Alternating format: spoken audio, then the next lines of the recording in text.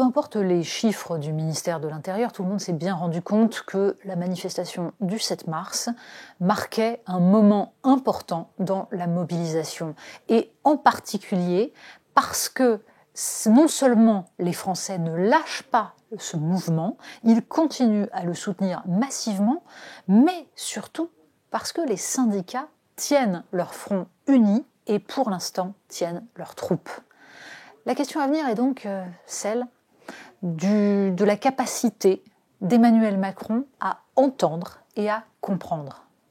On a bien compris que pour l'instant, et comme c'est son habitude, Emmanuel Macron n'a pas éprouvé le besoin de discuter avec les représentants syndicaux. C'est même le calme plat. On a déjà dit à quel point il était absolument effarant que le président de la République se soit mis dans un coin dont il ne peut sortir et soit incapable de penser à autre chose qu'à une épreuve de force. Car le résultat est là. Gagnera-t-il cette épreuve de force ? Peut-être. Peut-être, à l'aide d'un 49.3 ou de quoi que ce soit d'autre, cette loi passera. Peut-être même ce mouvement social s'étiolera-t-il au lieu de sombrer dans une quelconque radicalité. Peut-être. Mais tout le monde sait très bien sur quoi ça va déboucher. La rancœur, une fois de plus le sentiment d'un déni de démocratie. C'est pourquoi, quelle que soit l'issue du bras de fer qui va se jouer maintenant, il est temps de poser quelques jalons pour la réflexion future.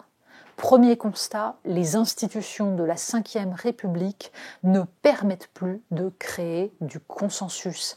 Et cet épisode grotesque de cette réforme parfaitement inutile et totalement injuste le démontre.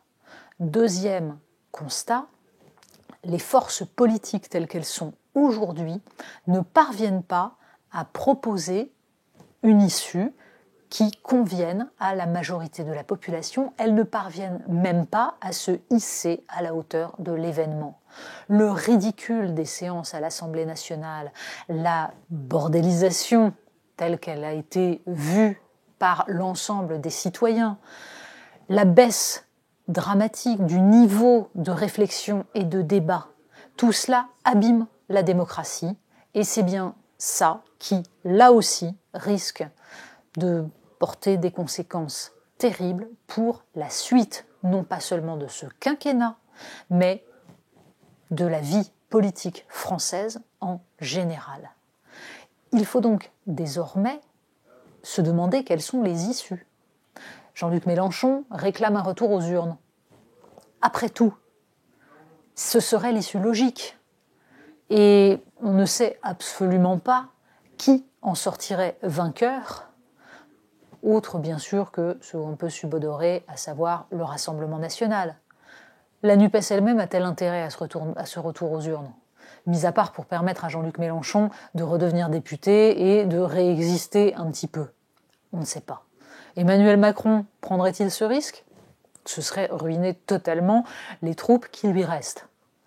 Donc, il va tenir alors même que la légitimité démocratique n'est plus tout à fait de son côté, alors même qu'il y a un conflit de légitimité qui est en train de fracturer la République.